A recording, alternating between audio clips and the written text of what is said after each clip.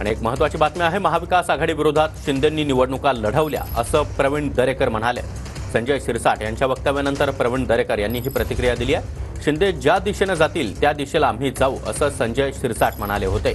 एकनाथ शिंदे मुख्यमंत्री पदासाठी पवारांसोबत गेले तर काय कराल या प्रश्नावर शिरसाट यांनी हे वक्तव्य केलं होतं। दरम्यान शिरसाटांची भूमिका काही पक्षाची अधिकृत भूमिका नाही असं प्रवीण दरेकरांनी म्हटलंय। शिरसाटांची भूमिका ही काही पक्षाची अधिकृत भूमिका आहे असं मला वाटत नाही।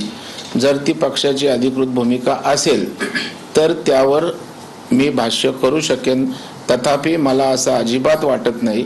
शरद पवारांच्या विरोधात, महाविकास आघाडीच्या विरोधात शिंदे साहेबांनी त्या ठिकाणी निवडणुका लढवल्यात, उद्धवजी ठाकरे साहेबांच्या विरोधात लढवल्यात। त्याच्यामुळे ज्या विचारातनं त्यांनी या ठिकाणी महायुती किंवा बीजेपी बरोबर युती केली अशा प्रकारची तिळमात्र गोष्ट होऊ शकत नाही असा माझा ठाम विश्वास आहे।